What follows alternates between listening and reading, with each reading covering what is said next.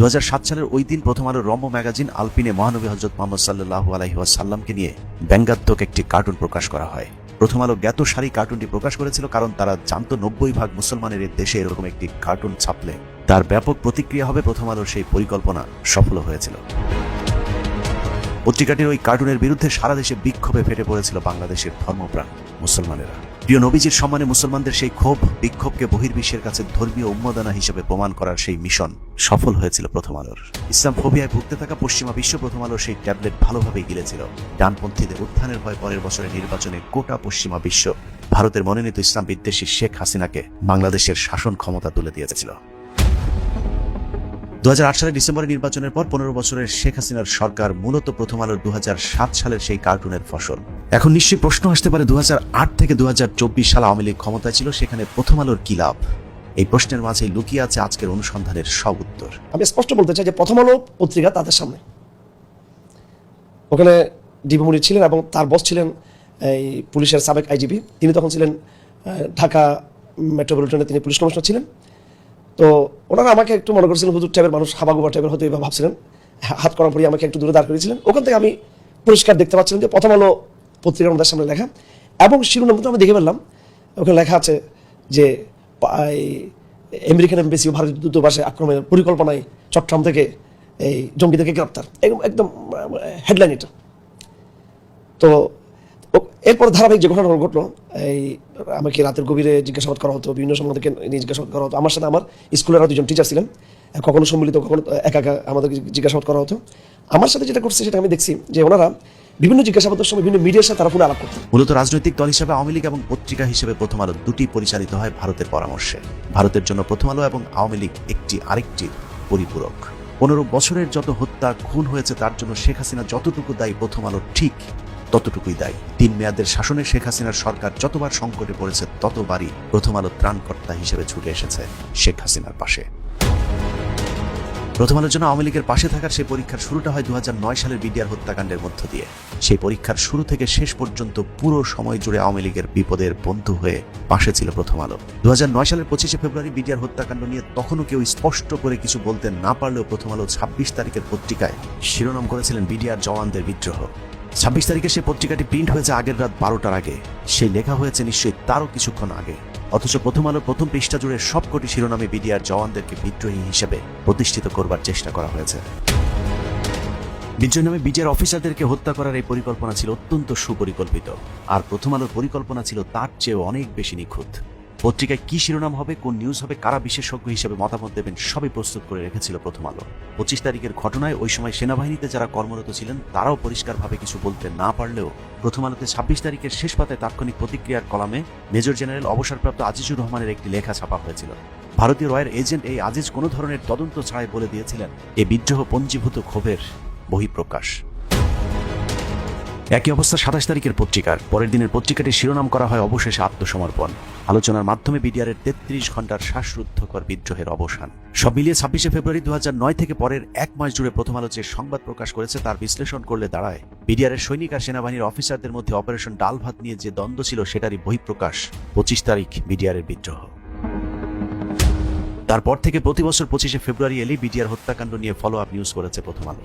সেই নিউজগুলোর প্রতিটাতেই ইনিয়ে বিনিয়ে বোঝানো হয়েছে বিডিআরের সৈনিকরা নৃশংসভাবে অফিসারদেরকে হত্যা করেছে। এর বাইরে দেশ সেরা এই পত্রিকাটির কোনো তথ্য নেই। 2009 থেকে 16 সাল পর্যন্ত প্রতি বছরই প্রথম আলো একই কথা বলেছে।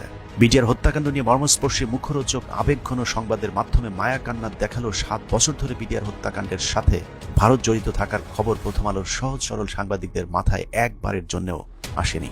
অনুসন্ধানী প্রতিবেদন না করে কৌশলে হত্যাকাণ্ডকে বিদ্রোহ হিসেবে প্রমাণিত করতে ধারাবাহিক চেষ্টা চালিয়েছে মতিউর রহমানের নেতৃত্বে প্রথম আলো।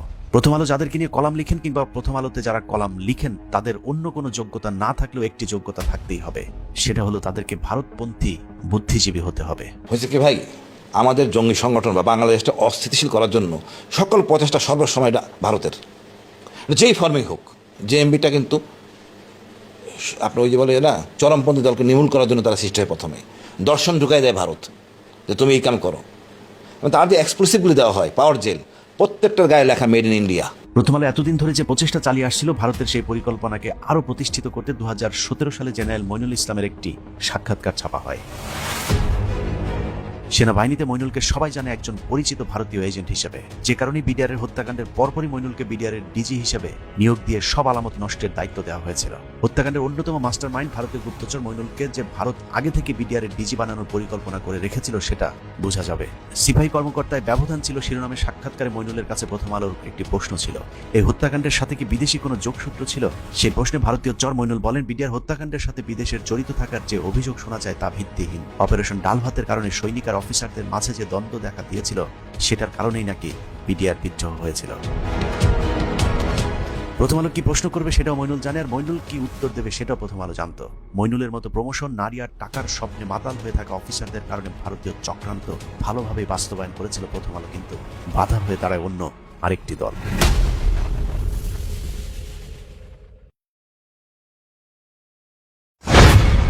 আপনাকে কেন 22 তারিখে বলে দেওয়া হলো যে আপনি ওখানে যান না? না তো এরকম বলেনি তো। এটা হয়েছে ম্যাডাম। না না 22 তারিখে কি আপনাদের কাছে অনেক ভুল তথ্য আছে।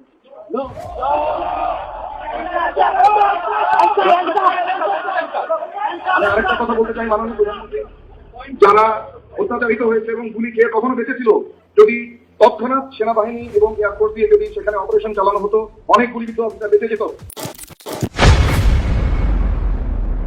25শে ফেব্রুয়ারি হত্যাকাণ্ডের পর থেকেই দেশপ্রেমিক সেনাবাহিনীর আরেকটি দল ঠিকই বুঝে গিয়েছিল কারা সেনাবাহিনীর অফিসারদেরকে হত্যা করছে, পরিকল্পনা কাদের, আর কারাই বা বাইরে থেকে ইন্ধন জুগিয়েছিল।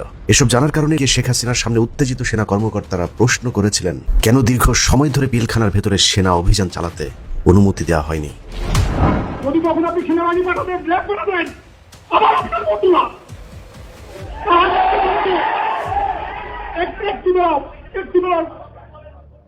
তারা বর্বরভাবে ঢুকেছে আধা ঘন্টা পরে। মাননীয় প্রধানমন্ত্রী, মাত্র প্রথম দিকে 20 থেকে 30 জন সৈনিক হচ্ছে রাইফেল নিয়ে চারিদিকে ঘেরা ছিল। ওদের কাছে লাইভ অ্যামুনিশন ছিল না, ব্ল্যাঙ্ক অ্যামুনিশন দিয়ে ফায়ার করছিল। কিন্তু আমি জানি না কেন আপনার মধ্যে কে বুদ্ধি দিল আপনার সংসদে এটা রাজনীতিক ভাবে সংশোধন করতে হবে। কেন বিদ্রোহের ঘোষণা বিদ্রোহই করতে হবে?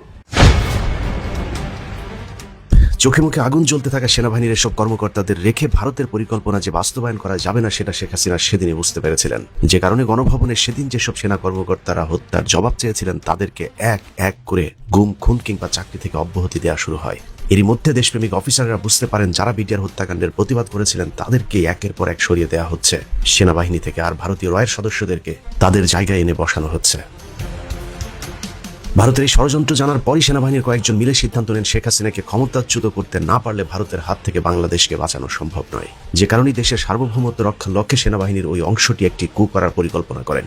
স্বৈরাচার হাসিনার গেল 15 বছরের দুঃশাসন থেকে বাংলাদেশকে বাঁচানোর সেটিই ছিল প্রথম প্রচেষ্টা। দেশ বাঁচানোর সেই পরিকল্পনার নেতৃত্ব দিয়েছিলেন মেজর সৈয়দ মোহাম্মদ জিয়াউল হক, যার কথা আপনাদেরকে অনুসন্ধানের একদম শুরুতেই কিছুটা বলেছিলাম। অনুসন্ধানের এই অংশে আপনারা জানবেন জিয়া কিভাবে মেজর থেকে জঙ্গি হিসাবে আবির্ভূত হলেন। সে তথ্য খুঁজে বের করতে আমাদেরকে হাঁটতে হয়েছে জটিল সমীকরণের সুড়ঙ্গ ধরে, যে এই সুড়ঙ্গের প্রতিটি পদে পদে আমরা প্রথম আলোর দেশ বিরোধী সূক্ষ্ম ষড়যন্ত্র খুঁজে পেয়েছি। অত্যন্ত দুরন্তপনা একটা ছেলে, এবং আমার দেখা সুপার হিউম্যান কোয়ালিটি বলতে যেটা থাকে জিয়ার মধ্যে সেটা ছিল। যতদূর আমরা জানতে পেরেছিলাম যে জিয়ার কাছে পিলখানার ঘটনার পর 2009 জিয়ার কাছে, সে তখন MI3-তে পড়তো, জিয়ার কাছে এমন কিছু ইনফরমেশন ছিল যে ইনফরমেশনগুলা আমাদের বিগত সরকারকে বিপদে ফেলে দিত। 19 জানুয়ারি 2012 ISPR এর সংবাদ বিজ্ঞপ্তিতে জানানো হয় সেনা কুয়ের মাধ্যমে শেখ হাসিনাকে সরিয়ে দেওয়ার একটি ব্যর্থ চেষ্টা নস্যাৎ করে দেওয়া হয়েছে। ISPR এর দাবি ছিল কতিপয় বিপদগামী অফিসার কুয়ের চেষ্টা করেছিল এবং দেশপ্রেমিক সেনাবাহিনী সেই কু ঠেকিয়ে দিয়েছে। বাংলাদেশ সেনাবাহিনীতে এর আগে অনেকবার কু হয়েছে, কিন্তু এই ঘটনাটিকে শুরু থেকেই প্রথম আলো জঙ্গি তৎপরতা হিসেবে প্রতিষ্ঠিত করবার চেষ্টা করেছে। কোনো তথ্য প্রমাণ ছাড়াই কুয়ের নেতৃত্বে থাকা মেজর জিয়াকে প্রথম আলো তাদের প্রতিটি সংবাদে জঙ্গি হিসেবে উল্লেখ করেছে। প্রথম আলোর সবশেষ মেজর সৈয়দ জিয়াউল হককে নিয়ে করা সংবাদগুলো যদি পর্যালোচনা করা যায় তাহলে দেখা যাবে প্রথম আলো পত্রিকাটিতে প্রকাশিত প্রতিটি সংবাদে মেজর জিয়ার নামের আগে জঙ্গি শব্দটি লেখা হয়েছে, অথচ কথিত পেশাদার একটি পত্রিকা জঙ্গি শব্দটি লিখতে দাড়ি, কমা, কোলন, সেমিকোলন কিংবা কোট আনকোট কোনো চিহ্ন ব্যবহার করেনি। সাংবাদিকতার নিয়ম অনুযায়ী কারো নামের পূর্বে খুনি, ধর্ষক, জঙ্গি এসব বিশেষণ লাগাতে হলে তাদেরকে আত্মস্বীকৃত হতে হবে অথবা তাদের বিরুদ্ধে করা অভিযোগগুলো সন্দেহাতীতভাবে প্রমাণিত হতে হবে। তাহলে মেজর জিয়া কোন পদ্ধতিতে জঙ্গি হলেন? প্রথম আলো মানুষকে কিভাবে জঙ্গি বানায় সেই কৌশল দেখতে 2022 সালের 15 ফেব্রুয়ারি মেজর জিয়ার বাবার একটি সাক্ষাৎকারের দিকে নজর দেওয়া যাক। বিকৃতভাবে উপস্থাপিত ওই সাক্ষাৎকারের শিরোনাম দেওয়া হয় জঙ্গি জিয়া সম্পর্কে বাবা, সে ছিল ধর্মান্ধ ও একরোখা। প্রথম আলোর এই সংবাদে দাবি করা হয়েছে জিয়ার বাবা প্রথম আলোকে বলেছেন তার ছেলে ছিলেন একজন ধর্মান্ধ এবং একরোখা। এবার চলুন জিয়ার বাবা আমাদের কাছে কি বলেছেন সেটা একটু জেনে আসি। আপনি বলছেন যে জিয়া হচ্ছে একরোখা এবং ধর্মান্ধ ছিল, এই বক্তব্যগুলি আপনি কোন পরিস্থিতিতে দিচ্ছেন? তখন যে পরিস্থিতি ছিল ওই পরিস্থিতির শিকার হয়ে আমি এটা বলতে পারি। বিচার না হলে আপনার মানে অত্যাচার হয়ে যেত, আমি হয়তো আয়না করে থাকতাম। জিয়ার বাবার বক্তব্য অনুযায়ী প্রথম আলোর সাংবাদিক সেদিন জিয়ার বাবার সাথে যে ব্যবহার করেছিলেন সেটা সাংবাদিকতা নয়, বরং অনেকটা সন্ত্রাসীদের কায়দায় কথা বলেছেন জিয়ার পরিবারের সাথে। প্রথম আলোর ইচ্ছে মতো বক্তব্য না দিলে জিয়ার বাবাকে গ্রেফতার করার হুমকিও দেন প্রথম আলোর ওই সাংবাদিক। উনি বললো যে আমি সাংবাদিক ও only I report against something, মানে উনি নাকি উনি বিশেষ সাংবাদিক বললে যে জানেন আপনার কিন্তু ক্ষতি হতে পারে, দেখো আমি একটু চেক করতেছি, বুঝলেন? মানে যদি আমি মানে উনার পক্ষে আনসার না করি তাইলে আমার তো আয়না করে মানে কিডন্যাপ ট্রিটমেন্ট করে ফেলবে। মেজর জিয়াকে জঙ্গি বানাতে প্রথম আলো জিয়ার বাবাকে কয়েকটি প্রশ্ন করেছিলেন। তার মধ্যে একটি হলো জিয়া কবে থেকে নামাজ শুরু করেছেন, আর দ্বিতীয়টি জিয়া কয়টি বিয়ে করেছিলেন। প্রথম আলোর কাছে তথ্য ছিল মেজর জিয়ার প্রথম স্ত্রী ক্যান্সারে মারা যাবার পর তিনি দ্বিতীয় বিবাহ করেন। পত্রিকাটির সংজ্ঞা অনুযায়ী নামাজ পড়া এবং দ্বিতীয় বিবাহ করাটাই একজন মানুষকে জঙ্গি বলার জন্য যথেষ্ট। প্রথম আলোর পক্ষ থেকে মেজর জিয়ার বাবার কাছে ওই দিন যিনি বক্তব্য আনতে গিয়েছিলেন তার নাম শেখ সাবিহা আলম। গণজাগরণ মঞ্চের প্রোডাক্ট সাবিহা মেজর জিয়ার বাবাকে রাগ ঢাক না রেখেই সরাসরি বলেছিলেন প্রথম আলোতে তিনি কোনো সাধারণ রিপোর্টার নয়, তাকে বিশেষ বিশেষ কাজে দায়িত্ব দেওয়া হয়। প্রথম আলোর বিশেষ এই কার্য সম্পন্ন হয়েছে। পত্রিকাটির মিথ্যা রিপোর্টের পর জিয়াকে পুলিশ ও জঙ্গি হিসেবে প্রচার করতে শুরু করেছিল। পত্রিকাটির মিথ্যা রিপোর্টের কারণে জিয়া এখন পুলিশের খাতায়ও জঙ্গি হিসেবে স্থান পেয়েছে। সেই থেকে প্রায় 12 বছর ধরে খোঁজ নেই কথিত জঙ্গি জিয়াউল হকের। প্রথম আলোর একটি মিথ্যা সংবাদে তছনছ হয়ে গিয়েছে জিয়াউল হক আর তার পরিবারের পুরো জীবন। অথচ প্রথম আলোর মাধ্যমে জঙ্গি হবার আগ পর্যন্ত কি এক বর্ণাঢ্য জীবন ছিল মেজর সৈয়দ জিয়াউল হকের।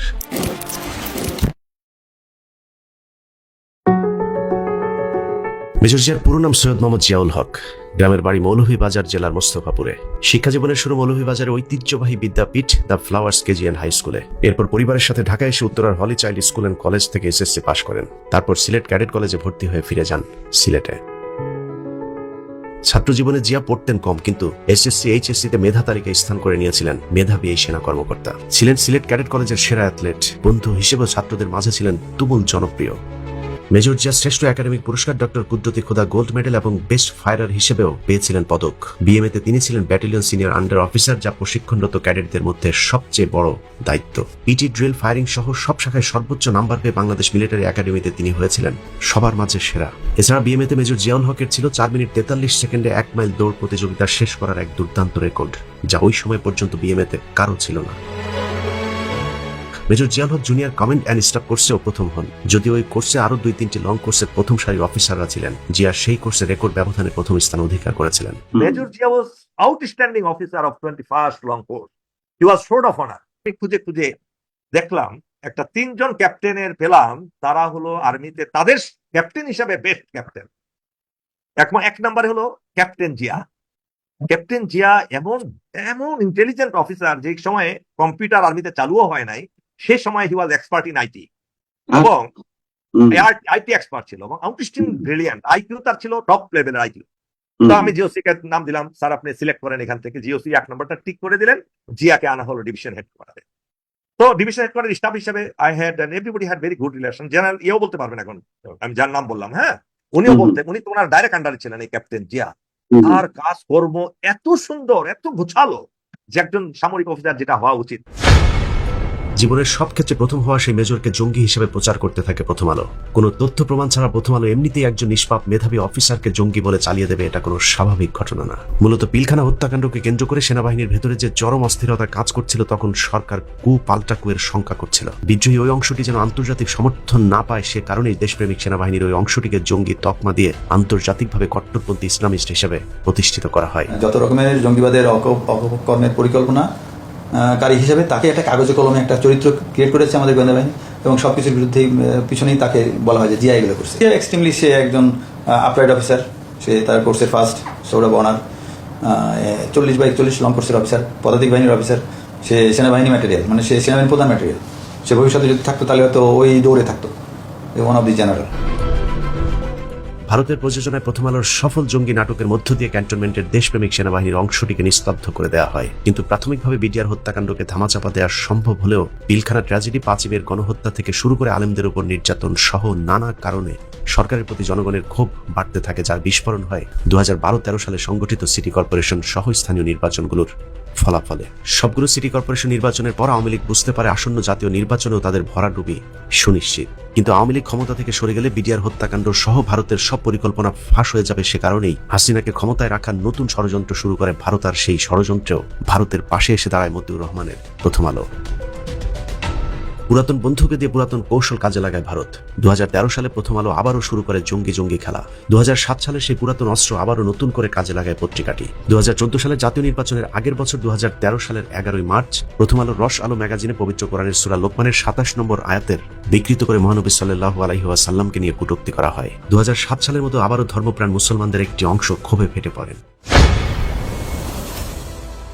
প্রথম আলো ঠিক যেমনটি চেয়েছিল তেমনটি ঘটেছে। দাড়ি টুপি ওয়ালাদের ইসলামের প্রতি এই ভালোবাসা পশ্চিমাদের ভালো লাগেনি। তার সাথে 2013 সাল জুড়ে একের পর এক বানোয়াট জঙ্গি বিরোধী সংবাদ প্রচারে ব্যস্ত ছিল পত্রিকাটি।